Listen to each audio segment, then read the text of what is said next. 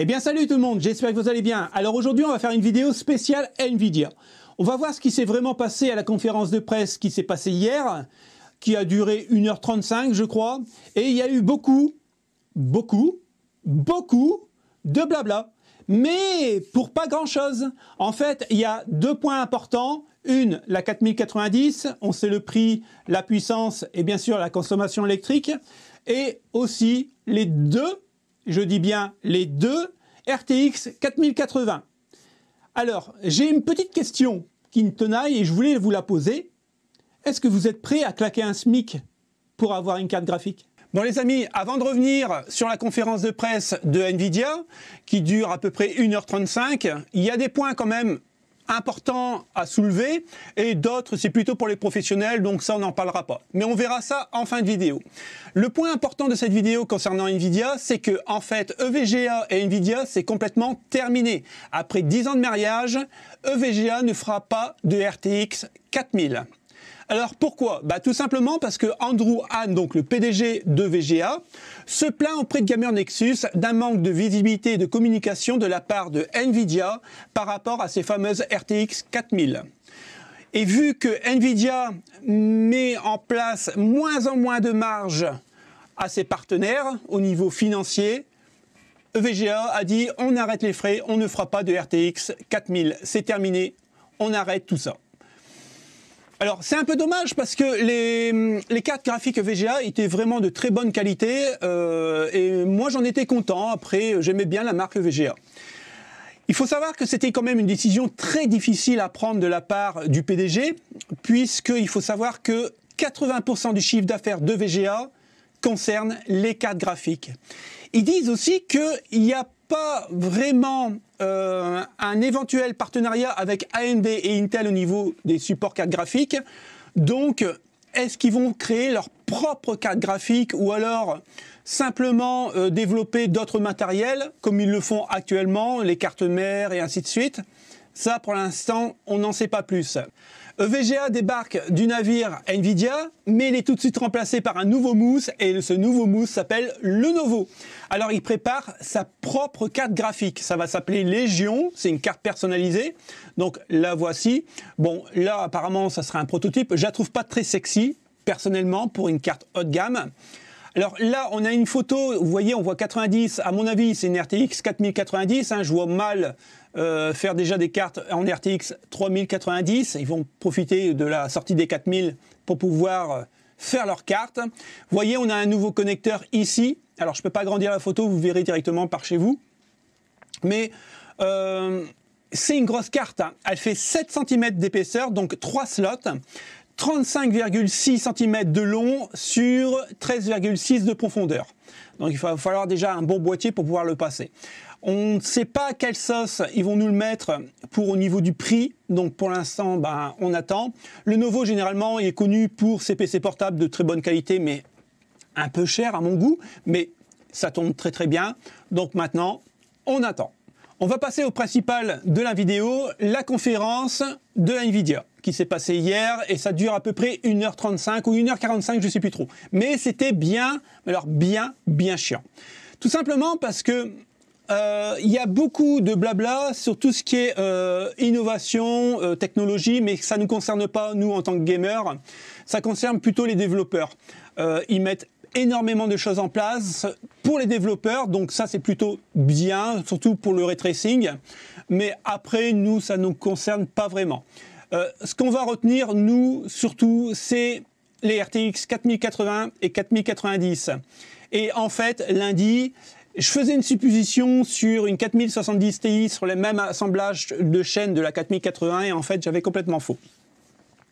Il y a bien deux RTX 4080. Et oui, vous l'avez rêvé, Nvidia l'a fait. Donc vous avez une RTX 4080 à 12 Go et à 16 Go. Ça y est, c'est officiel.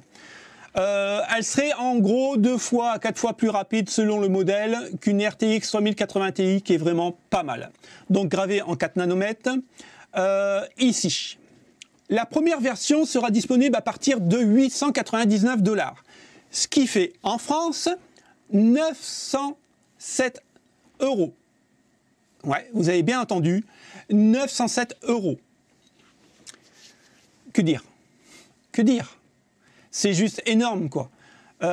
Qui va avoir les moyens aujourd'hui d'acheter du haut de gamme?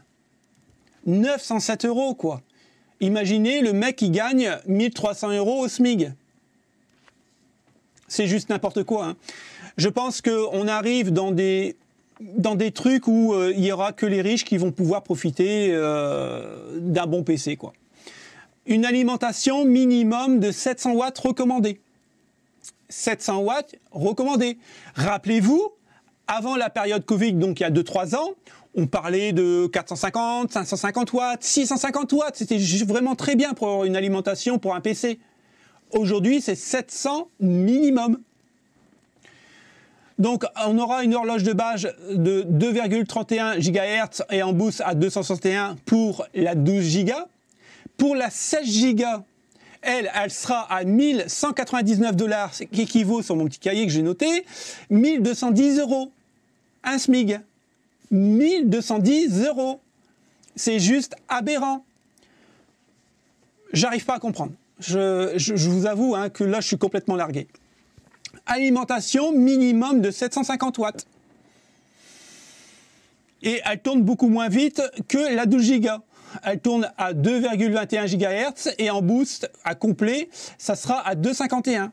On passe maintenant à la RTX 4090, hein, la plus grosse carte jamais vendue sur le marché, la plus puissante au monde. Je pense que AMD aura du mal à faire face au niveau puissance, même à l'égaler. Mais bon, c'est pas encore très grave puisque des cartes comme ça, ben, pour nous joueurs, ça sert pas à grand chose. Là, on parle d'un prix de 1599 $. Donc ça équivaut en France à 1613 €. Donc un SMIG plus un petit peu plus d'économie. C'est aberrant, quoi, c'est aberrant. Rappelez-vous qu'on achetait nos 1080 et 1080 Ti. Ma 1080, à l'époque, c'était vraiment du très haut de gamme. Je l'ai payé 455 € sur Top Achat. Donc, il y a 1000 € de différence. Il y a juste 1000 € de différence. Il faut savoir que une alimentation de 850 watts est recommandée. Et la base du PC, ça sera minimum à 5900X. Donc oui, c'est la puissance, c'est bien, hein, c'est bien d'avoir plein de FPS sur l'écran et tout ça. Déjà, il faut avoir l'écran, donc il faudra changer votre écran puisque ça va vraiment tourner. Ça serait vraiment dommage d'acheter une carte à 1600 boules pour pouvoir avoir un écran Full HD 75 Hz. Hein, on est bien d'accord. Donc il faudra tout changer, quoi. Donc ça va être des PC qui va revenir à 3000 €. Alors c'est sûr, hein, certains youtubeurs vont vous dire wow, c'est top, la puissance est tout génial. Moi je pense aux gens qui vont pas pouvoir déjà s'acheter une 3050 parce que c'est trop cher. Maintenant les 4080 et 4090, on va dire, c'est hors de portée pour 80% des joueurs. C'est vraiment dommage. Et je trouve ça quelque part injuste. Là on voit vraiment la classe sociale. Donc, attention, hein, c'est mon avis encore une fois. J'ai une alternative à ça, on en saura plus, voilà, le 3 novembre, de la part de AMD. AMD va faire son speech le 3 novembre, donc Lisa Su. On verra, surtout, moi, c'est pas la puissance vraiment réelle que je cherche au niveau des 7000, c'est plutôt le prix. Après la puissance, ils seront bien sûr plus puissants que nos 6000, il n'y a aucun problème là-dessus. Je ne pense pas qu'ils vont atteindre les puissances des RTX 4000, mais par contre, au niveau du prix, j'espère qu'ils feront beaucoup mieux. En tout cas, il y a eu quelques leaks là-dessus, on en a parlé, et j'espère que ça sera confirmé le 3 novembre. Donc je pense que ça sera une bonne alternative aux RTX 4000. Alors, est-ce qu'il faut boycotter les RTX 4000 ? Je vais vous donner mon avis, ça ne veut pas dire que c'est avis d'évangile, hein. Moi je vous dirais oui, moi pour ma part je le ferai, moi je le ferai. Ouais. Je n'achèterai pas de RTX 4000, tout simplement parce que c'est trop cher, et en plus au niveau consommation énergétique, on est loin des clous, quoi. Donc non, pour moi non. J'espère que la version 5000 ou 6000, si elle existe, je ne sais pas comment ils vont l'appeler la prochaine, sera beaucoup mieux et surtout beaucoup moins cher, quoi. Donc je pense que aujourd'hui on a une leçon à donner à Nvidia, c'est-à-dire boycotter ces cartes. Après, chacun fera ce qu'il veut. Hein. Les fans de RTX achèteront des RTX. Et à mon avis, quand ça va sortir, vous verrez qu'il y aura très peu de stock. Et quasiment tout sera vendu à l'instant T. C'est comme ça. Mais personnellement, je n'achèterai pas de RTX 4000. Si je devrais changer là actuellement ma 6800, ça serait pour une RX 7000 en fonction du prix et des performances que je peux gagner par rapport au prix. Mais sinon, non, je ne changerai pas ma 6800 parce qu'elle compte encore très bien. Et si vous avez des 6000, même des 6700, ça marche très très bien. Et je pense que on fera un point la semaine prochaine sur les RTX 3000, voir si, maintenant que c'est officiel, les RTX 4000, voir si les prix chutent. Donc, on va faire une petite analyse là-dessus la semaine prochaine et on en débattra en commentaire. Donc voilà les potes, c'était juste mon avis. Hein. Moi, je vais boycotter Nvidia. Vous n'êtes pas censé faire la même chose.